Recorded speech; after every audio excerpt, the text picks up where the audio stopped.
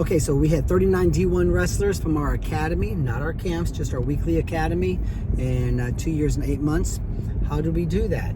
When we had many go, like our women, they're young ladies, they're in NAIA, that's where it's at for women's college wrestling, right? A D1 women's wrestling is almost non-existent.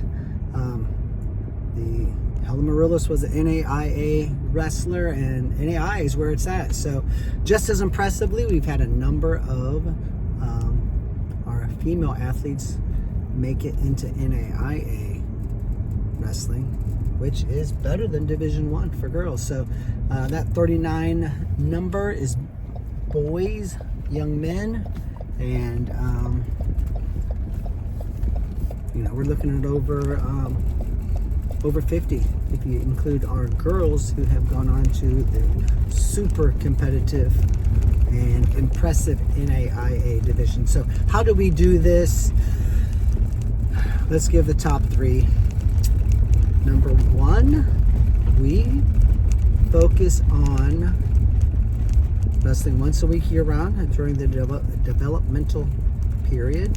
Some of our youth athletes wrestle more than once a week. That's up to them, but we know that one practice a week year round gives you 55 hours of drill time and about 640 matches worth of live wrestling. You say, is 1 day a week even worth it? You tell me. 640 matches worth of live. You cannot be a competitive fighter, warrior, athlete and not be in a war 8 months a year. Some of you are like, my kids don't have confidence, they're not aggressive. Well, no kidding. They leave the battlefield 8 months a year and go play soccer and baseball, which is cool if they like soccer and baseball and softball and these other sports. But if you're not out there banging and fighting, I mean, the guys and girls who are constantly fighting 1 day a week become better fighters. Plain and simple. Plus from a technique standpoint too, obviously that makes a big difference. So once a week year round, then as they get older, we think it's probably best to narrow it down to 2 sports. Wrestling is your number 1 sport, and if you want to play baseball, play local baseball. Quit doing all the traveling stuff and spending 10 grand a year and practicing 5 days a week and winter batting cages and winter league. And at some point in time, if you want to be a wrestler, you can't be a select sport baseball player, right? So just do some basic fun baseball, have a 1.5 hour practice twice a week, play a few games and be done with it. And that way you don't have to specialize in wrestling. And then you can say, well, I'm not playing football anymore, I'm not going to be big enough, or I'm not playing volleyball, there's no way I can make my Class 6 Dallas, Texas, or St. Louis, Missouri, or Southwest Missouri volleyball team if I'm not doing only volleyball. So the writing's on the wall. My volleyball career is over. So I'm going to play softball for fun and wrestle. So as you get older, I think you should narrow it down to wrestling and then maybe one fun sport. Now I'm wrestling hardcore 8 months a year. Now I'm going 2-3 practices a week for 8 months a year. And during my fun softball season or fun baseball or fun volleyball season, I am still getting on the mat, hopefully once a week.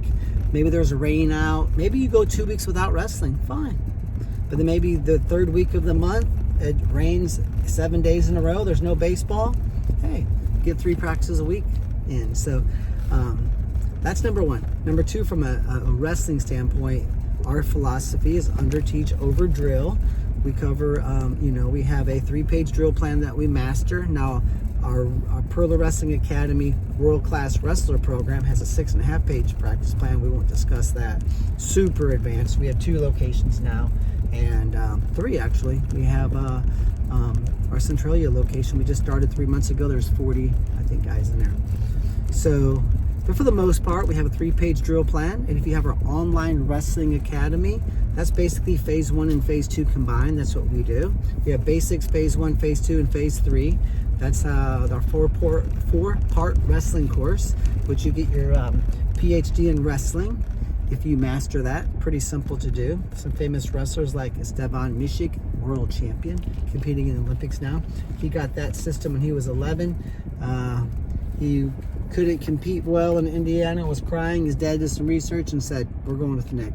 And they mastered my system and methods. And he went on to be an NCAA All-American twice.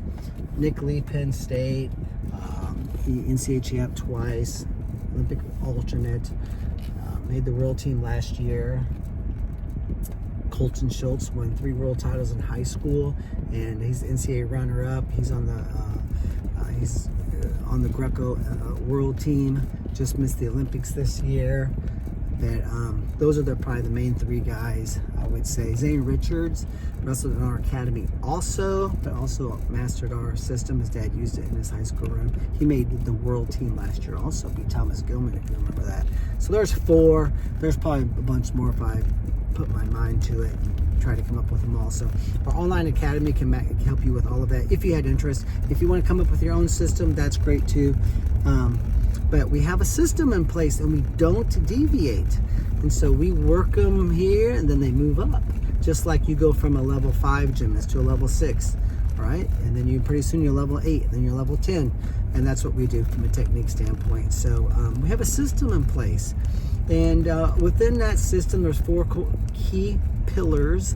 One is the mental game. We have to learn how to manage our mind and our emotions. So one of the talking points of many of the core talking points is being nervous is a good thing. It's a gift from God. It means your A game is required. It's not a bad thing. You should not be afraid of being nervous. Being nervous is a call to action. A call to action. It means my A game is required. It means I need to buckle down. I need to think about a game plan for this big match. It means I have an opponent that could dethrone me. That's not a bad thing to be nervous. So if your kids choke on the wrestling mat, you definitely want to get our online academy. And I'm coming up with a big, probably 7-part confidence course for wrestling. It's already been built for a couple years. I just haven't put it out there. But I'm going to. So, number 1, you know about how often you should wrestle. Now, what about a 5, 6, 7-year-old? Wrestle during the season, maybe for 2 months of off season. Wrestle 6 months a year, take some time off. All right, we're not talking about 4-year-olds. I'm not trying to steal someone's childhood, so we don't need any of those comments. And if your kids are not serious about wrestling, you shouldn't be watching this anyway. Maybe they're into drama. All right, maybe they're into playing music. Maybe they're into soccer. You should be studying Team USA soccer coaching advice. And they wrestle just recreationally. Probably not watching this. This is not for them. Okay, so number 3. So we know how much we should wrestle, and we have a system in place. And we really, really hyper focus on the very common positions. And number 3 is, and I've already touched on this, we really hyper focus on helping them on how to think, how to act. You should act like you're the best, not arrogant, not a jerk. But you're not going to get very far in life if you walk around like a wimp, right? My dad screamed at us one time for doing that. He called it a whipping boy. Don't walk around like a whipping boy. Walk around like a man, right? Walk around like a warrior female athlete. So body language is something we really focus on. From the nervousness, we know about that. We discuss how to approach a match that you know you're probably not going to win. Because let's be honest, sometimes you know you're just, hey, I could win, but the odds are against me. How do you approach a match where you have a great opponent? So a lot of the third leg of this is a lot of emotional things, confidence, or understanding that you don't always have to be confident. I don't have to be 100% confident, but I know I can beat you, but I have to, here's my ABCs of how I'm going to do that. Strategy. How do you wrestle in overtime? You know, your the way you wrestle should change according to the score and according to the amount of time left on the clock. Some of you guys are wrongly telling your kids, you don't wrestle any differently. You're just always trying to score points. No. Tom Brady doesn't throw 40-yard passes the last 3 plays of a game when he's winning by 3 points. He doesn't do it. He changes the way he throws the football. You should change the way you wrestle according to the clock and according to the score. If I'm losing by 1 point and there's 30 seconds left, I'm gonna wrestle a heck of a lot different on my feet than if I'm winning by 1 point with 30 seconds left. So I would say the third area is just filling in all of the important blanks, because it's not just about technique and conditioning and live wrestling experience and developing the feel of wrestling and being strong. It's these other things. It's the emotional toll it takes if you allow it. We preach that mental toughness is not required if you don't fall apart to begin with. So if I lose a match and I don't recover for 2 hours, I got to be mentally tough to pick myself up and go out there and wrestle again. But if I didn't fall apart to begin with, there's no mental toughness required. If coach says, hey, get on the line, we're doing more sprints, and we've already done enough, I just get on the line. No emotion, no emotional reaction. See, the kids who fall apart and coach slaps them on the back and pumps them up a little bit, and then they wipe their tears and they wrestle, or they do the sprints. Guess what? You're like, man, you did a great job. You really pushed through that. You displayed a lot of great mental toughness. I'm very proud of you. Well, I am too, but why'd you fall apart to begin with? Coach says, get on the line. Just get on the line and keep running. See, mental toughness is not required when you don't fall apart to begin with. Black French roast, you can't beat it. 4 o'clock in the afternoon coffee break. I'm just checking out a boat ramp here. I've been at wrestling camp since June 4th. It's like August 5th. So it's been 2 months, 69 days straight. I've had a couple of days off out of the wrestling room, but no days off. And my son and son-in-law haven't had 1 day off. But it's good for them. Man, you learn how to be a man, work. So they're out there at camp still. But I am taking 2 days off because my buddy from Chicago is coming in, and we're going to go get on the river. I haven't had my boat out this year, so I'm checking some stuff out. But, the third leg of all of this is very simple. Just address the stuff going on in your head. And I can give countless examples. And I mean, just look at our YouTube channel. There's a playlist there that goes over all of this. I can't do it all right here. But I think we need to spend a lot of time. This is what you're thinking right now. And that's okay. It's okay to be a normal human and have normal human thoughts. But Uncle Nick's going to help you. Let's think about this instead. Don't you think this is a better approach? Maybe we can reframe this. Maybe we can do this. Maybe we can adjust this. Maybe this can be a different approach. Maybe this is how we can approach this match. Do you feel better now? Yes. Maybe we can get a pen and paper and write down some of these things that have us concerned. How are we going to address this? Oh, yeah, you're nervous because you're not a very fast and explosive. That's okay. Let's just quit trying to wrestle like a fast, explosive wrestler. Kyle Schneider's not fast and explosive, and he's on his 3rd Olympic team. He's got an Olympic gold medal. Not a big deal. Don't try to wrestle fast. Not a big deal. See, that's a hurdle, an emotional issue. So a lot of what we do is just counseling. I just counsel these kids and nurture them along so that, they learn to take that emergency brake off. It's like driving this car. I just got my wife a car, so I took her as 11 years old, Lexus, but it's awesome. So I got me a new ride. But if I had the emergency brake on this thing, it wouldn't go as fast. But if the emergency brake's barely on, I don't even notice it. See, a lot of us wrestle that way, and the emotional garbage in our head and our thoughts that we are having that are okay to have, but they're corrupt thoughts, just like a virus in a computer. We have to sort of like defrag it, right? We have to like alleviate it. We have to mentor and nurture our way through it and learn how to deal with this thought and maybe reframe it so that it's still a thought that's there, but it doesn't do us damage. It doesn't cause an emotional reaction. So that would be the third leg. And like I said, I built like a studio in my house, and I've got hundreds of videos, topics on that third realm, you could say, and we're going to throw that in. It's going to be on our online wrestling academy, so you're going to want to get that too. But that would be it. Yeah, the past 2.2 years and 8 months, we've had 39 boys go D1, and we're also in Missouri. Okay, Missouri wrestling's good, probably top 12, 13 in the state, but we're not in Chicago. I'm not dealing with Pennsylvania wrestlers. I'm not dealing with Division I Ohio high school kids. I'm not dealing with Southern California kids where like these people are psycho about wrestling. The top 2, 3, 4, Pennsylvania. Put Purler wrestling in Pennsylvania. Let's see what happens there. You guys would be blown away. We'd be famous by now.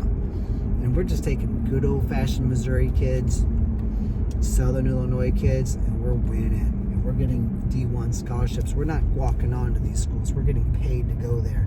And our girls are just dominating division, or class 1 and 2 for girls wrestling in Missouri.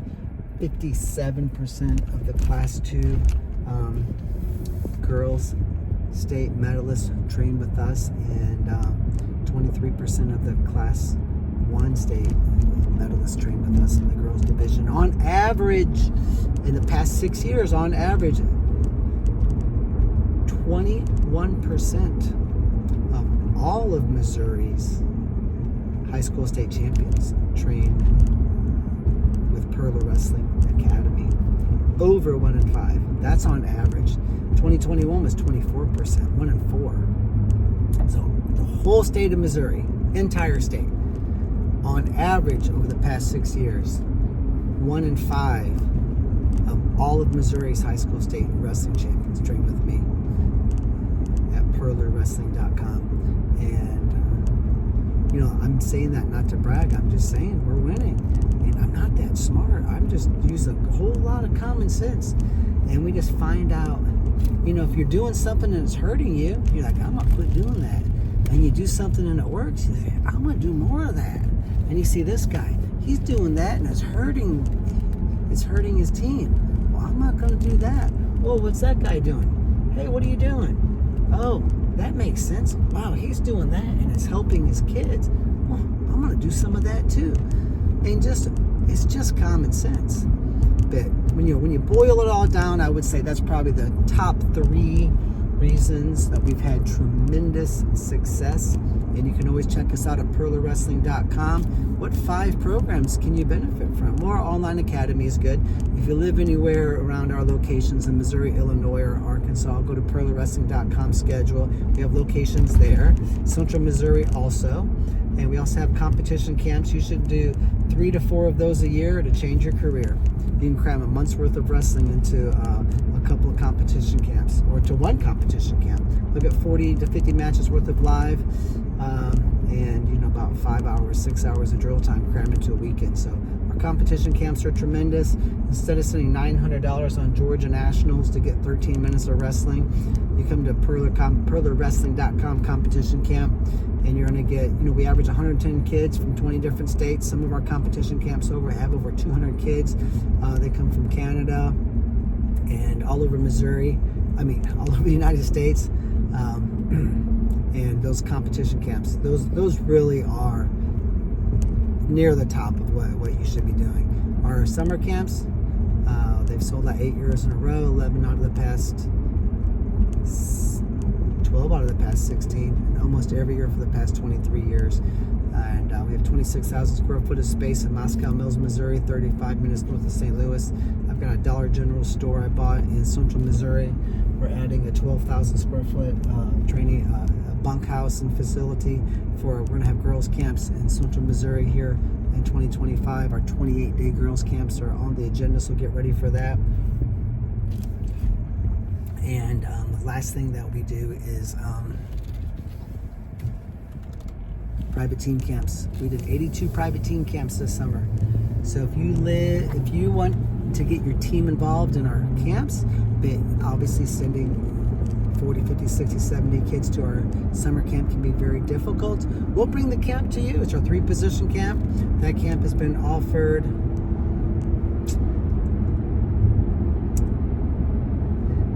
22 times. 11 years, twice a year for 11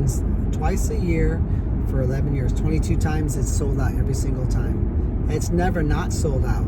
Our dream season camp is never not sold out. 28 times. Our 28-day camp is never not sold out either, and that is 18 times. So, but you can bring the 3-position camp to you. It's called private team camp, and you can use the camp as a fundraiser. So we get a flat fee, somewhere around $1,500 a day, plus hotel. You cover that for us, but we do everything else, and it's tax-free for you. And so it's a great fundraiser. Coaches do use it as a fundraiser. About 70% do. I don't care what you do, but most people do use that as a fundraiser. And it's pretty easy if you can get, 40, 50, 60 kids. I've had teams make 20 grand in 1 week off of my private team camp. We get a flat fee. You keep the rest. All right, so a 5-day private team camp, let's say it's $7,800 plus hotel. It's going to cost you $8,000 for a camp. Plus the kids get the kids and coaches get the 3-position camp video series, professionally produced, streaming to their computer, iPhone, you name it. So that's a $200 program they get for free. So we bring a lot to the table. Let's say you have 60 kids, and they're going to charge $275 for a 5-day camp. So you're making 17 grand. We get 8. You walk out of there with 9 grand. Just with, pretty easy stuff. And if you have, some people have 80 kids, and they're charging almost $300. There's 24 grand. You're making 16. So if you think you can get your team of 40 kids, you're making a profit, and you book the camp. I always say, if you get 20 yeses, just send an email. You want Purler Wrestling come to us? It's going to be about $50 a day. You want Nick and his staff to come to for a camp here in our high school here in South Dakota, and if you get 20 yeses, book the camp. And then you lock them in, and then you try to get 60 more kids, and you probably put 15 grand in your pocket. And you get a great camp. That's the most important thing. So that's the 5 programs that we offer that you could benefit from. But everything's at purlerwrestling.com. And call, text, email if you have questions. I'm always anxious to help. Thank you guys for watching. Subscribe, share this with 5 others.